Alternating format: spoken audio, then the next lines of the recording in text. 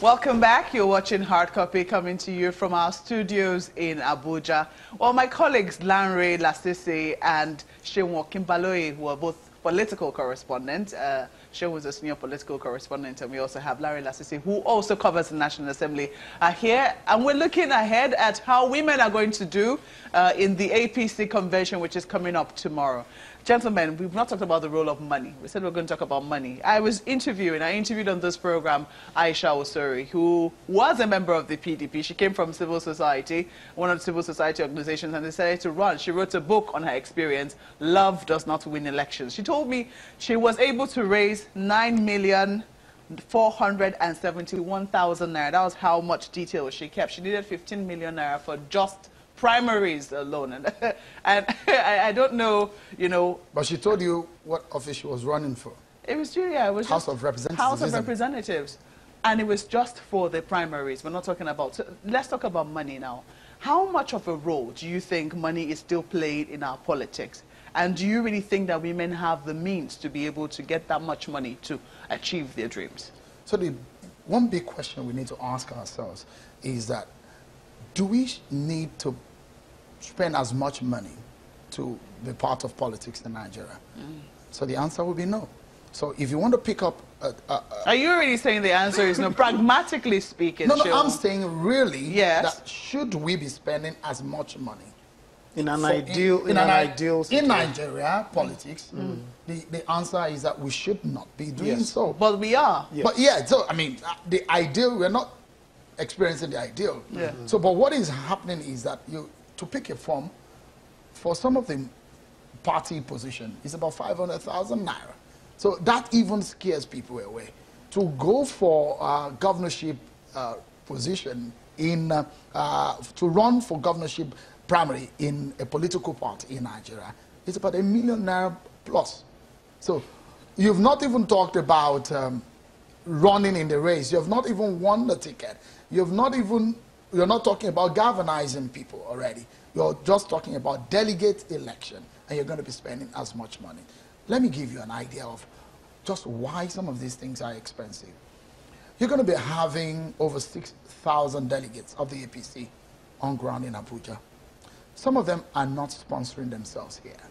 Some of them are being sponsored by their principals, by those who are seeking office. The hotel bills are going to be here for about 2-3 nights. Their transportation back to their home states, that is going to be incurred by someone, somehow. Is that how it is being played in other climes, in other advanced democracies that we're trying to mirror?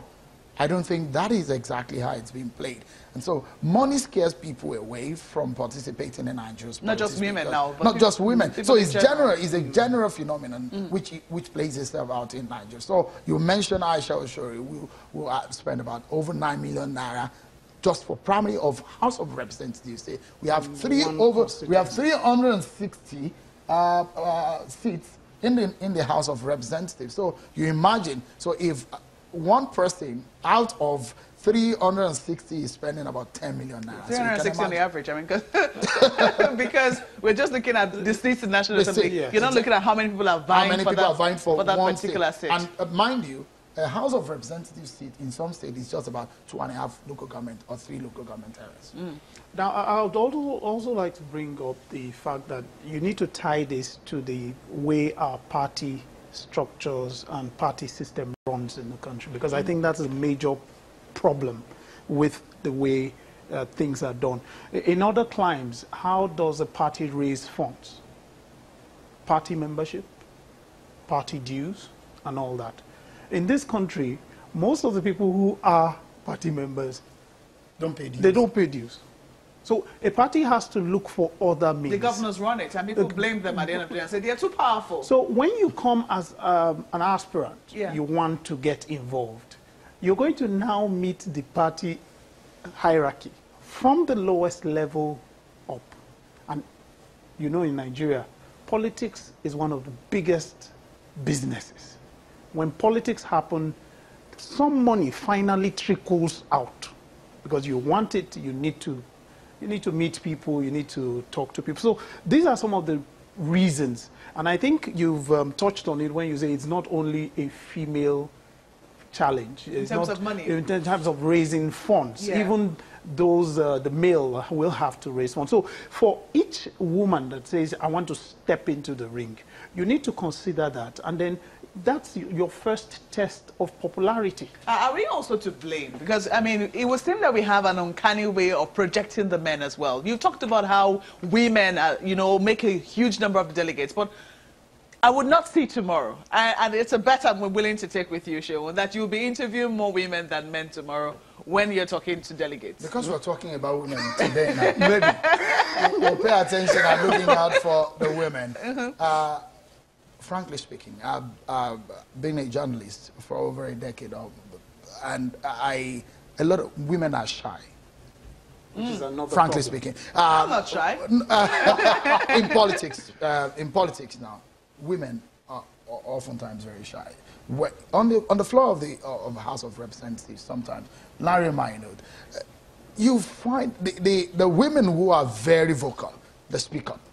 They are very intelligent. They are very knowledgeable. But don't they need to be encouraged? I mean, we've also seen men who are not so, it's not like they're shy. They're not very sure of their speaking capabilities. You know, but when they do it once, you say, oh, you didn't do badly. It wasn't so bad. Who does the it's very terrifying to come in front of people. Who does the encouraging? I'll tell you one time, I had to speak with a woman. I mean, she's a prominent woman today in Nigeria. She was prominent when I met her. She heads one of the banks here in Nigeria. And not just any bank, an international bank. And I told her, look, I think that, you know, you need to come and speak to us on something. I was a TV appearance. She gave 1,000,001 excuse. And I said, you see, that's always the problem. She agreed. She was there on time. She eventually went on the you know, the news at 10, I think, that particular evening. And subsequently, she said that she would be speaking a bit more because, you know, a lot of women counted on her. I told her how just seeing her give, you know, more women confidence. But sometimes it would seem that we've even given up before we've started as journalists in terms of trying to talk to women. No, we always do. And just as Sheon said, one of our rules for the National Assembly, where I cover, is to also always make sure there's a balance. You're looking at different sides, different perspectives, party, regions, you're looking at male, female. But the truth of the matter is that there's time into everything. And I might not have that time to begin to butter you up, not maybe on that point. So while I agree that there is that point of encouraging, with all that is going on, I think women need to encourage themselves also to understand. And I think there's a lot of that going on. There's a lot of things that is going on air, online, where we're trying to talk about women engagement. A lot has also been said about women getting involved, because a lot of people say and they believe that if more women are in governance, some of the issues we're talking about, planning and all that, will be easily handled. So I think they should also use that as some form of encouragement and not wait for a one-on-one. This I must point out, Mark, things probably will get worse after 2019 in the National Assembly. For women? For women. In the 7th Assembly, it was better. Yes. We have more numbers of women in the National Assembly. It's gone down in the 8th Assembly. And you're predicting it will get worse? I think it might get worse. So, I hope not. I hope not. And I'm challenging women tonight that they should not allow themselves to be bullied out of the political space. Look, there are two things that I know of women, and those who I've worked with, like yourself, a woman that you meet that knows her onions are very bold, sharp, and in their minds, and they can take on several responsibilities at a time. Few men can do that. I've already been wrapped up, and you know how that works here. Well, I have to thank you, gentlemen, for coming on Sunrise Daily. I beg your pardon. Let us say Sunrise Daily. On Hard Copy tonight, Larry Lasisi and Sheon Kimbaloyin. Those are my guests tonight, and they've done a fantastic job. If you're a woman out there, or you're a man trying to think of pushing a woman to politics, I hope that you have some insight. But do not be discouraged. One of the places we can start from is by picking up our PVCs. Ensure that you have your PVC and you get more interested in the political process, very much as we're interested in the game of football. It's where we have to leave it tonight. We can continue the conversation online. Use the handles on your screen. Thank you for watching. I'm Maokpe Ogun Yusuf. Good night.